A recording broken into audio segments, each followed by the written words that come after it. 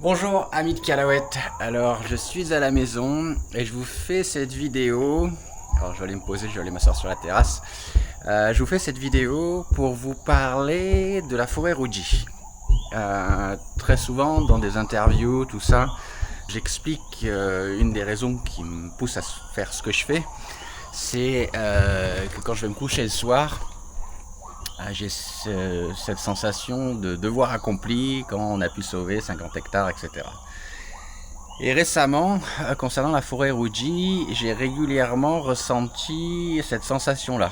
Alors certes, avec des hectares protégés, vous le savez, grâce au partenariat avec la fondation 30 millions d'amis, on va pouvoir protéger 200 hectares. On a déjà sécurisé quelques terres.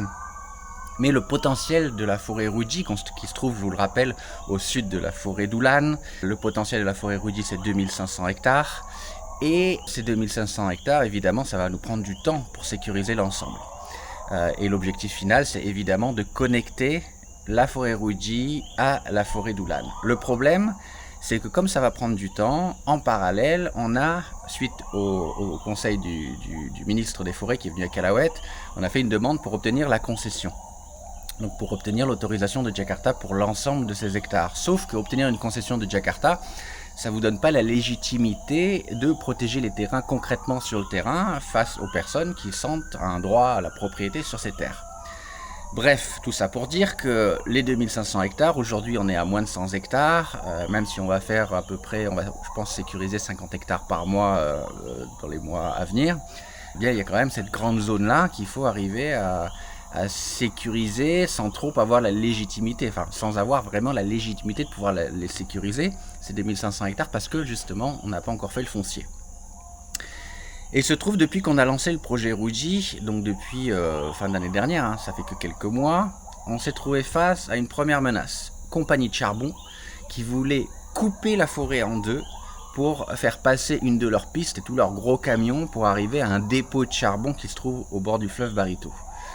Donc ça a été la première sueur froide et donc on a un protocole d'accord avec les villageois, avec la mairie, et j'ai contacté la compagnie qui, au lieu de faire face à Calaouette et à peut-être une polémique, ils ont décidé de faire marche arrière. Donc première grande victoire. Cette piste n'aura pas lieu et ne va pas couper la forêt Rougi.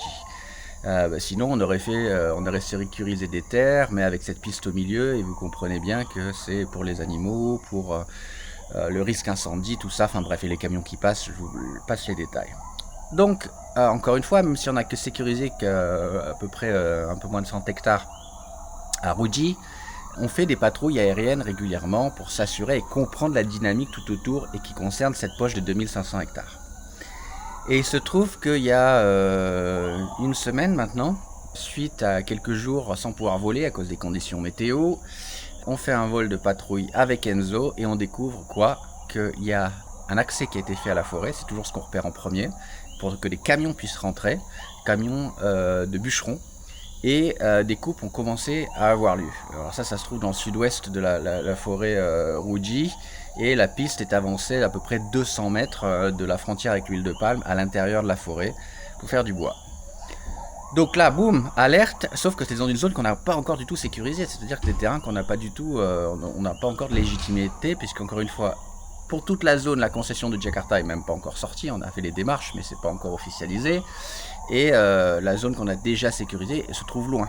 Mais si on laisse les bûcherons attaquer la forêt érudite de ce côté-là, eh bien on va perdre tout ce potentiel de 2500 hectares. Mais on sait que dans cette forêt, il n'y a pas de concession attribuée aux compagnies forestières, donc les activités sont forcément illégales. J'ai contacté la compagnie d'huile de palme qui se trouve à côté, parce que les billes de bois, forcément, passent par la compagnie d'huile de palme, donc elles sont responsables. J'ai convoqué la compagnie d'huile de palme avec le maire, le maire était extrêmement surpris. Il faut savoir que la zone se trouve complètement à l'opposé de la commune, donc les villageois de Rougi n'étaient même pas au courant. Et donc j'emmène tout le monde sur le terrain, j'ai le point GPS, je fais voler le drone, on trouve l'endroit assez facilement. Lors de la dernière patrouille aérienne au site de Rougi, on a détecté que la forêt était attaquée, donc sur son flanc ouest, frontière avec l'huile de palme. Là on est sur place, j'ai amené J'ai convoqué la compagnie qui est derrière moi, le manager, il y a le chef du village aussi, le maire. Et c'est des activités complètement illégales. Ça rentre dans la forêt de Rudji par l'ouest et il faut y mettre un terme. Et là, on s'aperçoit que c'est donc des coupes illégales, que c'est quelqu'un qui a payé les engins pour venir dans la zone. La personne en question se trouve dans un autre village, dans une grosse localité même au sud.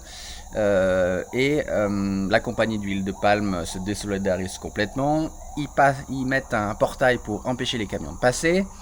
Et en disant non, s'il y a des activités illégales, si ils ont peur que Calahuet appelle les autorités, c'est ce qu'on aurait fait. Et puis on obtient le numéro aussi du gars en question qui a commandité les coupes. Et là, moi je l'appelle en expliquant que s'il faisait des coupes illégales, il allait être repéré à chaque fois parce qu'on vole avec l'hydravion. Que nous on a fait une demande de concession sur cette zone-là de Jakarta, certes qui est dans les tuyaux, qui n'est pas encore officialisée, mais c'est dans les tuyaux.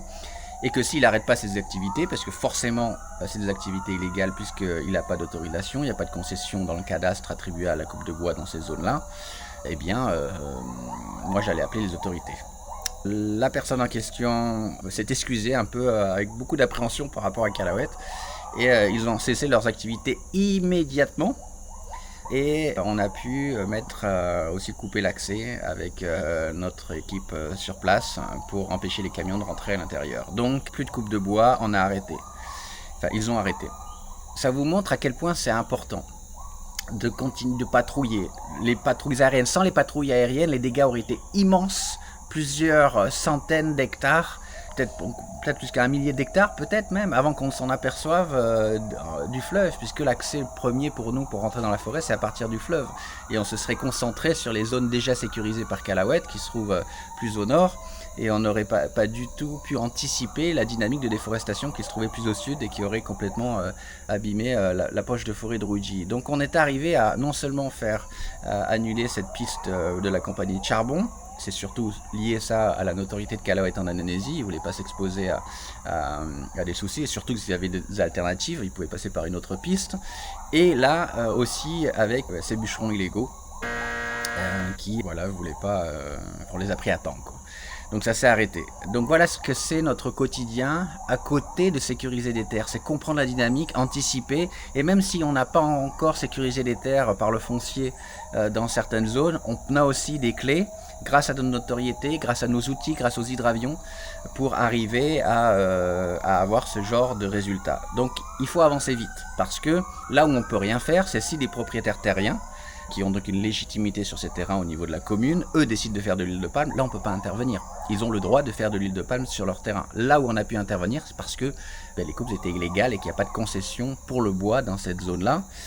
Et que pour la compagnie de charbon qui voulait passer avec ses camions, là aussi ils ont besoin d'autorisation. Donc là on peut anticiper et arrêter ce genre d'activité. Quand on s'aperçoit que Calahuet peut faire la différence, pour anticiper, arrêter la déforestation, la destruction massive, on a trouvé un orang-outan au moment où on repérait les lieux. On est à la limite de la compagnie d'huile de palme, qui est sur la frontière nord-ouest de la forêt de Rudji. Et il y a un orang-outan qui est là. D'où l'importance de sauver cette forêt, quoi. Tous ces orang-outans, à partir de cet endroit-là, de la lisière de la forêt jusqu'à la rivière, il y a 2500 hectares. Et ils n'ont plus d'autres endroits pour aller, parce que de l'autre côté, c'est ça.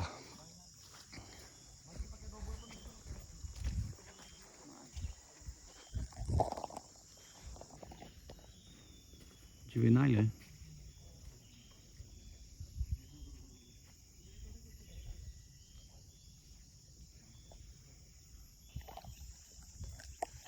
C'est le premier orang-outan que je vois dans la forêt de Rudji. C'est une tristesse infinie de le voir à la lisière de sa forêt avec l'huile de palme à côté. Et on doit tout faire pour que l'huile de palme avance pas.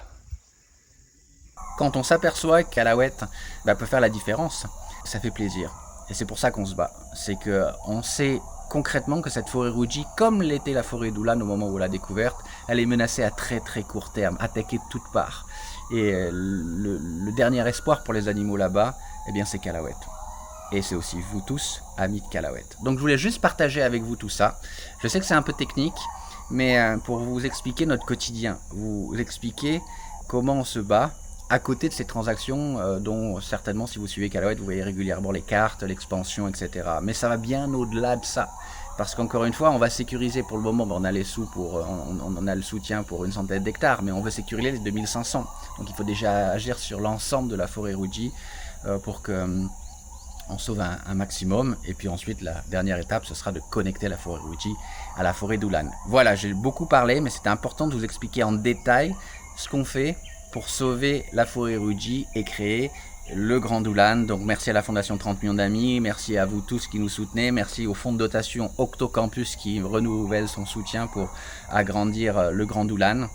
Et voilà, je ne manquerai pas de vous tenir au courant des avancées du projet Lavoie. Encore une fois, merci beaucoup, et si vous n'êtes pas ami de Calahuète, devenez ami, c'est super important pour nous. Merci.